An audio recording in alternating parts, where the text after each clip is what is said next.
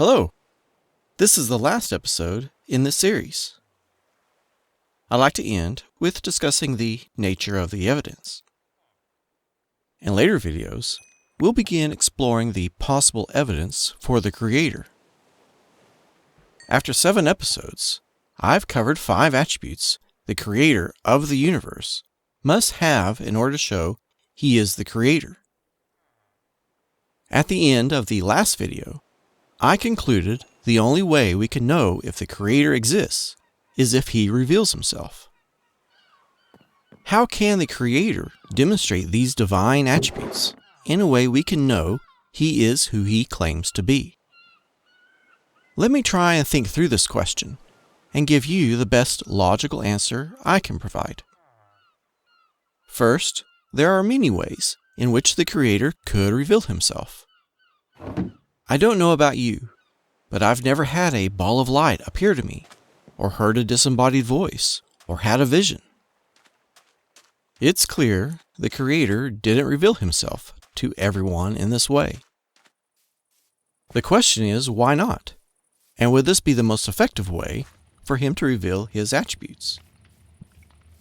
I first realized the Creator doesn't have to physically show Himself to every person, except only to those the Creator wishes to reveal Himself to. The Creator chooses the nature of the reveal. Let me put this another way. If I write a letter home, there may be a time in the future when someone else may read it. I think of letters from soldiers in war, for example. Initially, I'd write the letter to my family to convey the message I want to tell them. People later would be secondary readers, and they may struggle to understand my message if they were unfamiliar with me and my family. Also, the type of message may affect how the Creator chooses to deliver the message. For example, if the floor is mopped, a warning sign saying, "Caution, wet floor," is the most effective way of relaying the message, not a phone call from the custodian. It seems logical for the Creator to give His message in the most effective, understandable way possible to those He wishes to convey the message to. This is something I want to keep in mind. I don't expect to be the first recipient of the reveal.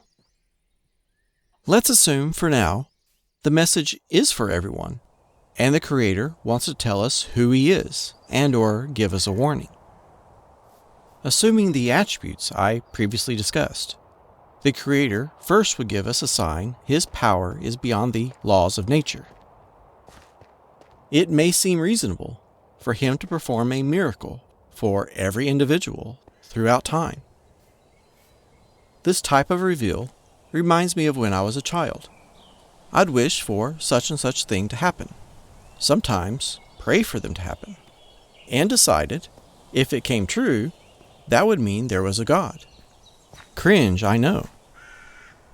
As a child, I thought like a child, and when I was older, I put such childish ways behind me. Possibly the Creator could just remain fixed in the sky for everyone to see Him, perpetually defying the laws of nature. Should we really expect the Creator, though, who established the order of the universe, to introduce such disorder to His creation by performing a miracle for every person? Another possibility would be if the Creator provided His message etched in some sort of great monolith. The Creator would still need to demonstrate His attributes.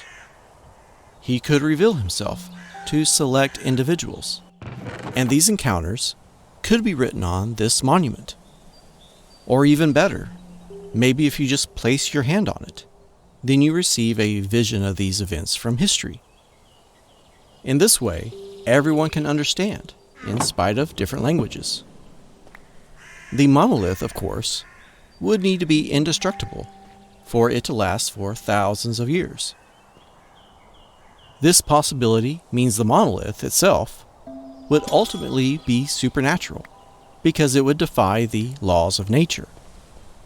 There are at least 3 major problems I can see with the Creator revealing himself in this way. First, as a scientist, if this monument is truly indestructible, this should be tested. The best available way would be to use a 100 megaton thermonuclear bomb.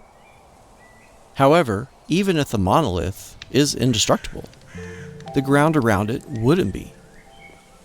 This would prevent people from accessing the message the Creator provided. This is the second problem with such a monument. People would have to travel in order to obtain the message. There would at least need to be a monolith placed in walking distance of everyone on the planet. Even then, people could still be barred access, either by environment or other people, or their own inability to travel. The last problem with a monolith is due to its supernatural origin. People in history have a problem worshiping created things rather than the Creator. How much more confusion would a supernatural monolith introduce? Wouldn't people at some point begin to worship this monument in place of the Creator? There is even an example of this in the Bible.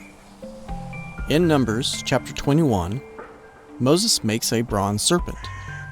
When anyone bitten by a snake looked upon the bronze serpent, they would live. Some 700 years later, however, King Hezekiah destroyed the bronze serpent because the people were worshiping and making sacrifices to it. In the long run, it seems personal reveals, or great monoliths, wouldn't be the most efficient way for the Creator to convey His message to us. There is another possibility which would evade these issues. Instead of a supernatural monument, an intangible one could be written down. In this way, all supernatural power would only come from the source, the Creator. The message would still need to reveal His attributes, as well as the rest of the message the Creator wishes to convey. This does mean a book would need to be written. Actually, several books. The Creator would appear showing His power to an individual, and He would guide them in recording the account. To show His divine knowledge, He would give prophecy of future events. After writing about this encounter and documenting the Creator's message, the writings would be copied in order for it to survive the passage of time, until the appointed time for the prophecies to be fulfilled. Over time, this cycle would be repeated. In each occurrence, the Creator would reveal Himself with power, provide more of the message for the next individual, and it would be passed on until the next event. Through the history of these events, the Creator reveals His power. Through the fulfillment of His prophecies, His supernatural knowledge is revealed. And through the consistency of His message and purpose, His unchanging nature is confirmed. In the end, everyone can obtain access to the Creator's complete message and see the Creator possesses all these attributes. Through close examination of the writings found in the Bible, I have found the Creator's attributes to be recorded there. Hence, why I'm a Christian. Understandably, this claim may raise more questions for you than answers. Isn't the Bible full of fairy tales and contradictions? If true, why are there so many different beliefs, all claiming to be what the Bible says? If the Bible, then which Bible? Why is yours the only one? Why exclude other books from the Bible and so forth?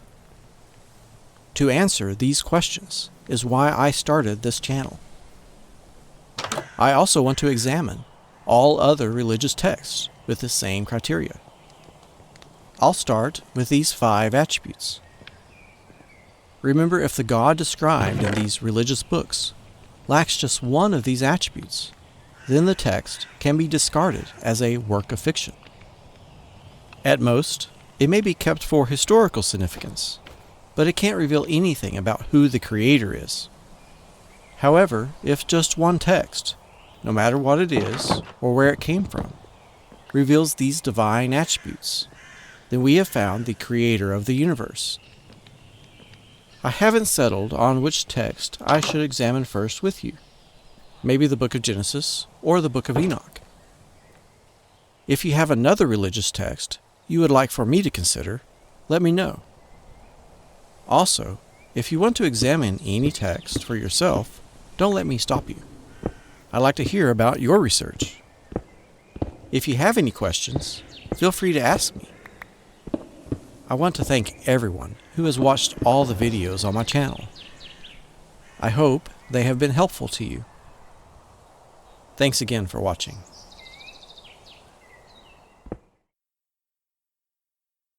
There is a passage from the Bible I would like to conclude this series with. It's from the book of Deuteronomy. God has told Moses he will die before the Israelites enter the Promised Land. When Moses writes this passage, he already knows he will not enter. Deuteronomy is the last message Moses leaves with the Israelites before his death. Ask now about the days of old, the former times, from the day that God created humans on the earth. Inquire from one end of the heavens to the other.